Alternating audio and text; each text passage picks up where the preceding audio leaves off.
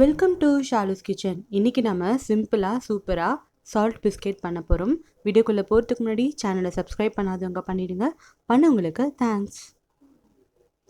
பிஸ்கெட்டுக்கு first தேவையான அளவுக்கு மாவு பிசைஞ்சிடலாம். நான் 1 கப் அளவுக்கு மைதா மாவு எடுத்திருக்கேன். நீங்கள் கோதுமை மாவு கூட எடுத்துக்கலாம். அதை மிக்சிங் பவுலுக்கு மாற்றிக்கலாம். மாற்றிட்டு 1 டேபிள் ஸ்பூன் அளவுக்கு சர்க்கரை, 1/2 டேபிள் ஸ்பூன் அளவுக்கு உப்பு, ஒரே ஒரு பிஞ்ச் பேக்கிங் சோடா. இது ஆப்ஷனல் தான், நீங்கள் போடலனாலும் பரவாயில்ல.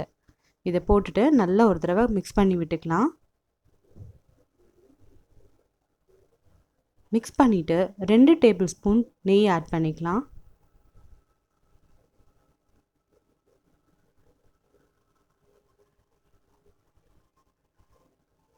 நமக்கு பிஸ்கெட் மாவு வந்து ரொம்ப கெட்டியாக இருக்கணும். அதனால் தண்ணி கொஞ்சம் கொஞ்சமாக சேர்த்து பிசைஞ்சிக்கலாம்.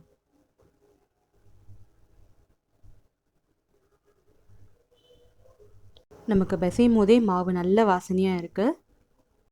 மாவை நம்ம எந்த அளவுக்கு அழுத்தி பிசையணுமோ அந்த அளவுக்கு அழுத்தி பிசைஞ்சிட்டு 2 ட்ராப் அளவுக்கு எண்ணெய் விட்டு மாவு வறண்டு போகாத அளவுக்கு நல்லா மேலே அப்ளை பண்ணி வச்சுக்கலாம். இது நம்ம ஒரு 10 நிமிஷம் அப்படியே நல்லா ஊற வச்சுக்கலாம். இப்போ 10 நிமிஷம் ஆயிடுச்சு. ஓப்பன் பண்ணி பார்க்கலாம். மாவு நல்லா சாஃப்டாக இருக்குது. நாம் இப்போ திரட்ட ஆரம்பிச்சிடலாம். அதை 2 போர்ஷனாக பிரிச்சுட்டு எந்தவித கிராக்கும் இல்லாமல் நல்லா உருட்டிக்கலாம்.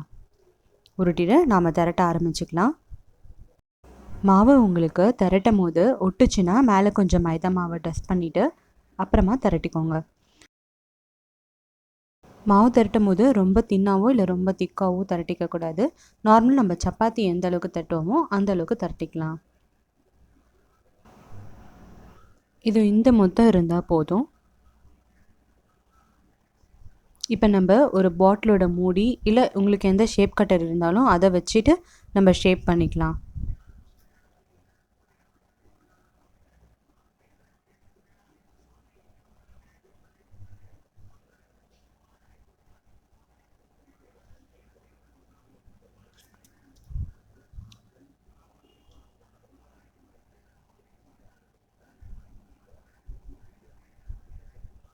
நம்ம இதை ஷேப் பண்ணிவிட்டு எக்ஸஸாக இருக்க மாவு எல்லாத்தையும் எடுத்து விட்டுப்போம்.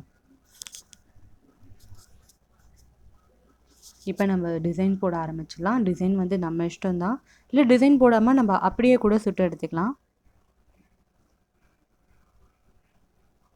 நான் இதை மாதிரி போட்டிருக்கேன். உங்களுக்கு எந்த டிசைன் வேணாலும் நீங்கள் போட்டுக்கலாம்.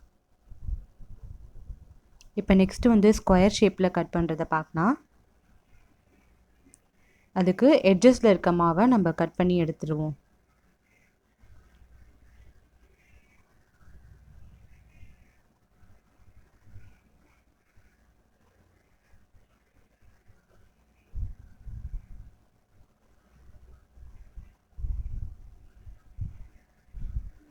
இப்போ மாவை நம்ம ஸ்கொயர் ஷேப்பில் கட் பண்ணி எடுத்துக்கலாம்.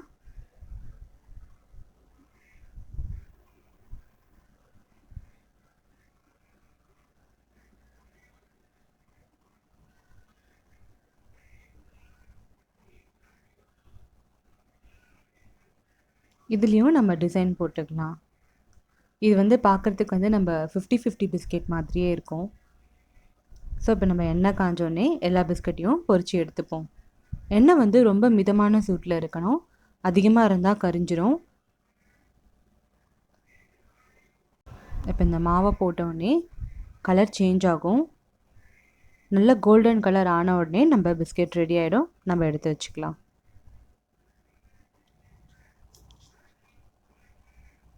இப்போ பார்த்திங்கன்னா நல்ல கலர் மாறிடுச்சு. நம்ம பிஸ்கெட்டும் ரெடி ஆகிடுச்சு. இதே மாதிரி நம்ம எல்லா மாவையும் போட்டு பொரித்து எடுத்துப்போம்.